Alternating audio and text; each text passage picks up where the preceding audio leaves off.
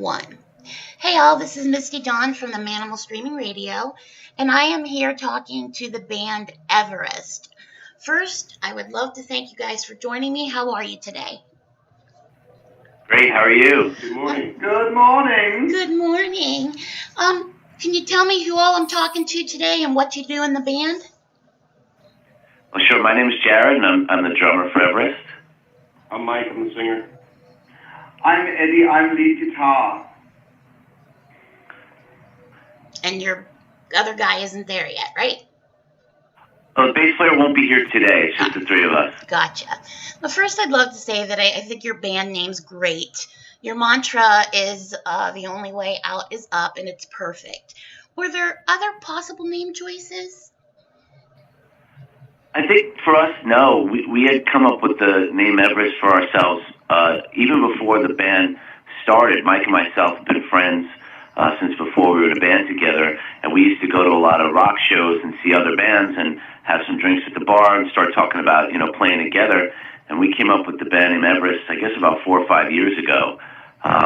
We just decided that was our band name, and we decided our mantra, the only way out is up.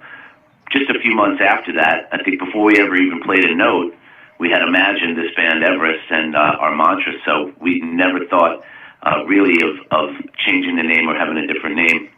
At one point we were approached to change the name, and we said no. I like that, though. That's good, and that's determination, and that's what you like in a musician. How old were you when you knew you guys wanted to be a musician?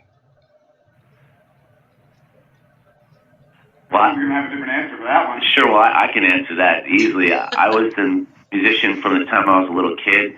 My granddad was a professional musician, jazz musician in the 1930s and 40s.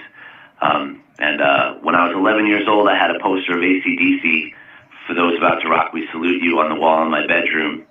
And I'd already been playing music, and I saw that poster, and I looked at it, and I said, well, that's what I want to do. And I've been pursuing music ever since.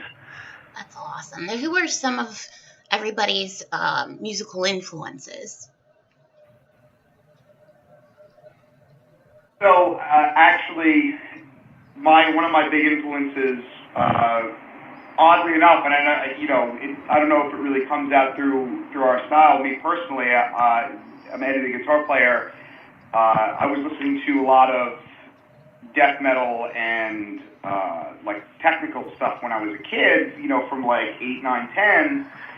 And then when I was about 11, I think, I had the thought in my mind, I have to know how a guitar makes that sound. So then, I, asked my parents for lessons, and that was that. But yeah, so for me, as a guitar player, that was kind of how it started. But, I would say more recently for myself, there's a lot of shredders that I really like. Jeff Loomis has been around forever. I was always a big fan of Jason Becker. And actually, more recently, I actually kind of like a couple of younger guitar players. Angel Vivaldi is one of my favorite, actually, like newer guys. Mm-hmm. And I think is really cool, too, from my perspective, at least. Okay, anyone else? I like rock music myself. Plain and simple. I've been influenced by Alice in Chains, AC/DC, Soundgarden, bigger, rock bands of our time. I'm a huge fan of that style of music, and I think in this band, for me, I get to play the way I like to play. I play drums standing up. I get to make noise and run around. So if it's rocking, I'm down for it. When you got a drummer standing up and playing, that's awesome. That just tells you how into it you have to be standing up, because that's a pretty fun thing to be doing out on stage, is beating the crap out of some drums. No, you guys have the world. You guys have an EP release coming in July, and off of that EP, let's talk about Loaded. Now, this song came out in March, correct? Yeah, Loaded was released on March 6th. Everything about that song is pretty awesome, very heavy and chock full of power. Can you share with us how that song came about? Loaded is a song that came about from a really cool groove that we were just rocking on one day, and we just said, hey, listen, let's try and take this to the next level, and we recorded it and put words to it, and it just kind of came together like really, really naturally. The groove is like, you know, just one of those smooth things that just makes it easy to kind of write to. And we were in kind of like a party mode right then. So, hey, let's write these party fun lyrics. We like to blow stuff up. We like to drink and party and have a good time, and most of our friends do too. So it's one of those things that we enjoy putting together for our audience and for us. Okay, now your next release, you take a ride. I'll tell you, is really equally as badass. I like it just a hint more, only because I can't even think of the word. I don't know. It speaks to me personally, I think. A lot of great guitar playing on this. Is this song from personal experiences? Well, the song was written as, you know, definitely the idea of the underdog winning the day. If you kind of like, if you watch the video, you pick up on that like very, very little, but like you pick up on it towards the end. And it's one of those things that is from a little bit of a personal experience, you know, from becoming a little bit older in the rock game, in the music game, and knowing that, you know, you only get one chance, you know what I'm saying? And you might as well take that chance. So take a ride, you know? Absolutely. Everybody can relate to that, I think. Now, not how old were you? My goodness, I'm so sorry. Do you all contribute to the songwriting? If so, what is the writing process? Well, I'll take this one. Yeah, so I'm the drummer, and you know, as a drummer in a band, a lot of times you don't really get to write with people that you play with, and you know, a lot of times guitar players or singers come in with song ideas.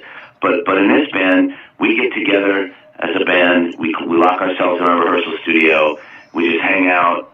You know, we have a couple of drinks. We hang out. We talk, and we start playing, and we just play together. And we are able to speak to each other with our music and just play music. And we record ourselves and listen back. And then we find that, hey, wow, we've written a song, or that riff right there is going to be the beginning of the next song we start working on. So we have a really organic writing process that's a lot of fun. I think it's the core of our whole band is me, the three of us, or the four of us getting together and, you know, making music in the studio and recording it, listening back. I know a lot of rap artists work like that, where they put on, you know, their beat and they'll loop and work over the loop for a long time. We kind of do it the same way, but we're, you know, rock band playing live instruments. It's a really fun, creative time for us. Now, I saw that you guys have some seasoned industry pros working with you. You've got Dan Leo was the engineer, Frank Latacina for the producer, and Tom Smitty Smith did the promotional and marketing. How great was it to have those guys behind you there? Amazing. We have the best people that have been supporting our band since we decided to share our music with the public, and you know, we're very blessed to have been worked with Dan. We engineered our and recorded our record in our own studio with Dan engineering at the helm, and you know, then we brought it to a producer in a different studio afterwards, which again is not what people normally do, but for us it was very organic. We were able to control our writing process and then present our music to people who said, hey, listen, let's clean this up, let's produce it, let's mix it, let's master it, let's put it out. And then when we got to Frank, our producer, you know, we're in the middle of making an EP with him now, and we just love working with him. He's like the fifth member of the band. You know, his vibe suits our vibe perfectly, and when we go in the studio, it's a really fun time. You know, studio is a lot of hard work, but if the atmosphere is right, it doesn't feel like hard work. So that's been a blessing for us with Frank and Smitty. You know, we've all known Smitty in one capacity or another for a long time, worked with him in other bands, and you know, when I decided with Mike that we wanted to put these records out, and then Ed, our guitar player, I thought Smitty would be the perfect person. You know, it's his genre, and I've known him for a long time, and when I played him the stuff and he actually liked it, we were thrilled. So, you know, his belief in us has really caused us to, you know, take a lot of steps forward with releasing the stuff and making videos and getting ready to go out and play for people. Yeah, so it's a great team of people that have been in music their whole lives, and we feel blessed to have them on our side. I work with Smitty, so I like not literally like work with him where he's at, but I do work with him as in regards to the interviews and stuff, and he just seems like such a really great guy. Now I also read that you have a tour coming this summer. Can you shed some light on that, or is it still in the works? It's still in the works. We are about to do our first performance. Our CD release party is going to be on a boat cruise here on Long Island, where we're from, and that's going to be the announcement of the rest of the dates that we'll be playing this summer and the release of the EP that we're working on. And we're also going to do some exciting stuff on the boat to share the video with people. So it's everything's pretty much sewn up, but we're going to put out an official release sometime in the next couple weeks through Publicis, stating the dates that we have coming up. It's going to be beginning in late July and probably going to late September. And then we were thinking we were going to have another song, third single out sometime towards the end of the summer, beginning of the fall. Looking forward to that for sure, absolutely. Now, what's been your biggest challenge as a band? I'd say that we're all working class citizens here, so the biggest challenge is just really being able to get outside that work zone and come in and become that band and become that other entity that you are, as a musician. And really just spend that time with my brothers and kind of just like Jared was saying, play that music and let it kind of happen organically. So the challenge isn't when you're in the room. The challenge sometimes is just getting in that room. I would probably the biggest challenge is really getting in the room because, listen, Long Island, the cost of living here is very expensive, and you have to have like 4 or 5 jobs in order to, live and eat and be able to be a musician here, at least anyway. So. Understand that. I just go ahead, finish, guys. Oh yeah, so Mike's right. It's the hardest challenge for us is to get together and be on a schedule. We have so many things that we have been doing now that we've shared the music. We're busy with our team working on our Facebook page, and we're putting out different promotional stuff. And then we're also talking a lot with fans. We're planning tours. Talking to a lot of different radio stations that have been so kind, yourself as well. Thank you so much for playing us. We really appreciate that. We were shocked and awed with the positive response that we've been getting from these songs, and we're very glad that we did share them because so many people have been so supportive of them. So yourself, Misty, thank you for your kind words about them. You're very welcome. We just want to keep playing. We want to keep writing songs, making videos. We actually have about 18 or 20 songs that we've been working on since a couple of years that we got together as a band. And we're very, very excited to continue recording and continue releasing videos, and hopefully after our EP, we're plotting a full-length release for 2019 to put out a full album. We have not just these 2 songs, but 4 more coming that are really going to excite people who like the songs we already put out. And then we feel we have a whole other diverse album of material in the can that once we get to working on it, we're looking forward to what those songs are going to become too. So we actually did a strange thing a few months ago. We turned to each other and we said, you know what, guys, no more songs right now. We can't write any more songs. There's too many. We can't even work on the ones we have. So we're going to cap it at like 18 or so songs, and that'll be our first round of stuff, and that's probably going to take us into next year. Perfect. Now, how hard is it juggling your personal life with music? I don't have a personal life. Ed makes music 24/7. That's all he does. I've never seen him do anything else. I'm not even sure that he eats. I think he just makes music. Well, you definitely can be married to music, that's for sure. What do you guys feel, each one of you, is the best song you've ever written, and why? We have a track on our coming EP called Let's Go, which is one of the things we're thinking about releasing as our 3rd single. And again, we did things in an unorthodox way. We went into the studio and we had really basic ideas for the songs we were going to record, but we really fleshed them out in the studio. And this song, Let's Go, for me as a drummer, I feel like it's the best track I've ever put down in my life. It's the simplest, straight rock beat track, but it just sounds unbelievable. I listen to it, I'm like, is that me? You know, it's exciting just to listen to the drums. So I can't wait to hear the full track. So that one, I think, for me, is my favorite. Let's Go. Nice. Anyone else? Actually, I think I might like Let's Go too, for slightly different reasons. So like the way that riff came about, or again, you're not going to hear it yet, but the way that song came about is basically we were hanging out and rehearsing, you know, writing and everything, improvising a little bit, and Jared started playing a beat, and Mike started playing it, and then just as we caught the riff, and they'll tell you too, I distinctly remember just being like, I mean, I was just rocking out to it so hard. Jared looked at me and he was like, there's no audience here, dude. I remember that. You can always imagine the audience. It doesn't matter as long as you're doing what you love. Now, if you guys had the chance to collaborate with any band or individual musician, who would that be?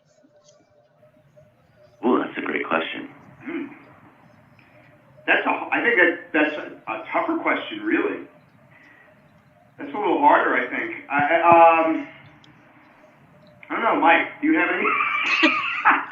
I don't think any one of us are ready to answer that question right now. I mean, I'll play with Jimmy. That's a good one, Mike. Is it living or dead? Doesn't matter. Oh, wow. Okay. If that's the case, then I would have loved to have had a chance to sit in on drums and play behind Prince. I'm a long believer that Prince is one of the best guitar players who ever walked the face of the earth. So that would have been cool for me. Mm-hmm. On a similar vein, I would have loved to have played guitar for Rick James. I love Rick James. Hey, I know you did. There you go.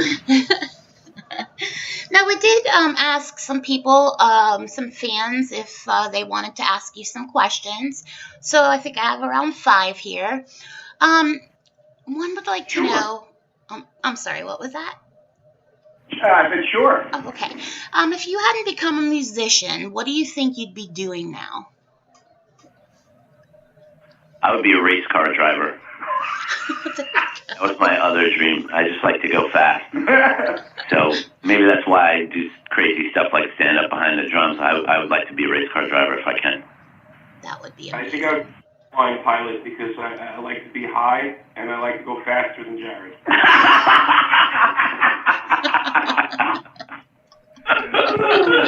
That's funny. That's funny of an answer. I feel like, oh man, I wish I would have answered first. I actually was going to be an engineer before I picked up the guitar, and then I went out the window. Wow.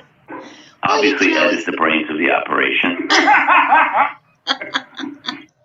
You guys are a lot of fun. Thank you. If you could have your fans and future fans remember one thing about you as a group, what would that be? And we love them unconditionally. We do love our fans. I'd like them to remember our sound. You know, we feel like we have our own sound, and that's, you know, what I would like people to hear, what we sound like. You guys really... Go ahead, How sorry. lovable. Go ahead. Ed wants them to think that we're lovable. I think that's great. I'd like them to remember our music. Nothing wrong with both of those answers. So, a couple more random and unrelated questions I always put into my mix. With that being said, who is your celebrity crush or someone you'd go all fanboy over? I can definitely answer both of those. Go ahead.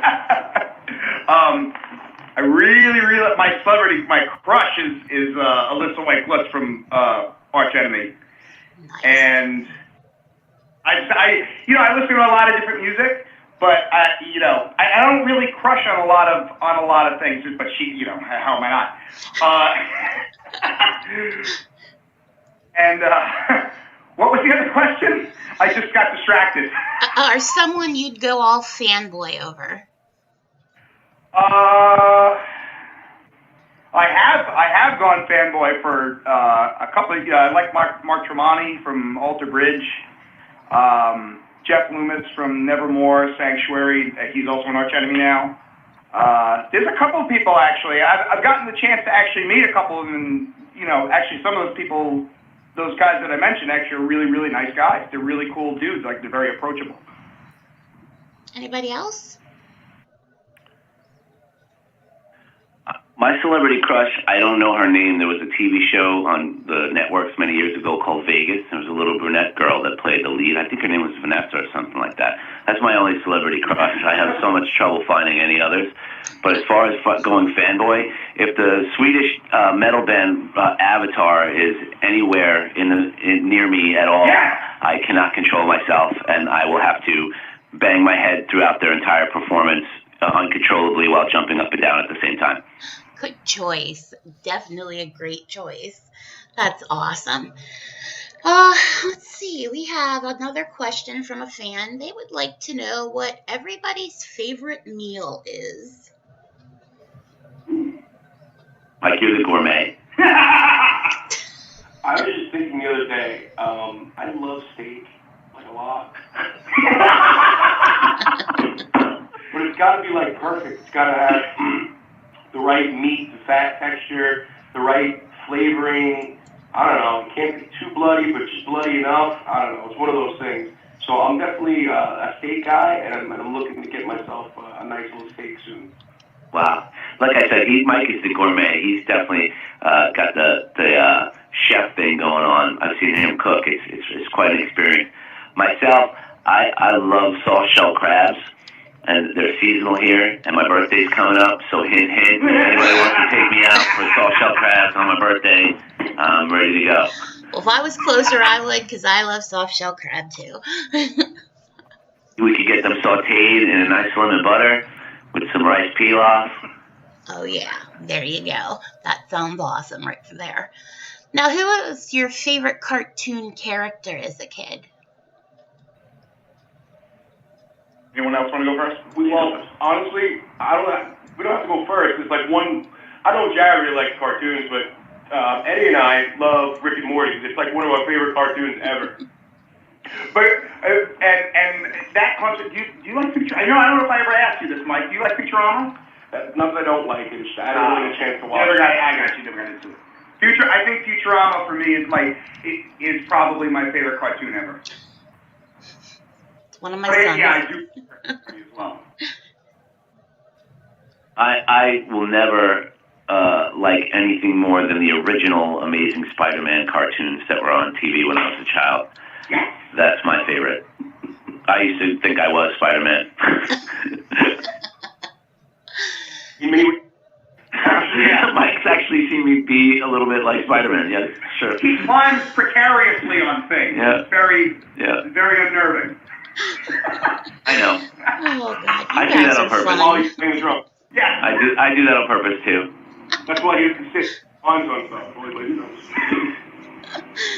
What people don't understand is that when you're playing the drums, no matter what you're doing, sitting up, standing down, whatever kind of music you play, if you're playing the drums, you can't leave. Yeah. You have to stay there. And keep the beat. That's it. There.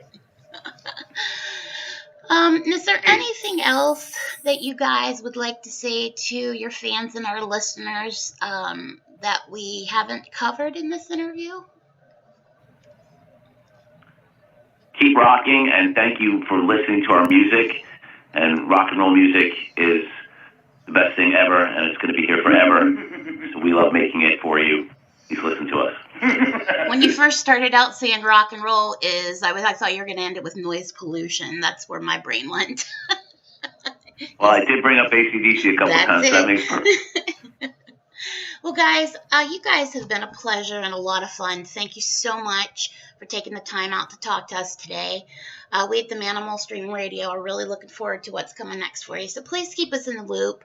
And once the tour gets underway, we'll have you back to hear all about it. For the listeners, don't forget Everest's new EP comes out in July, and the name of that is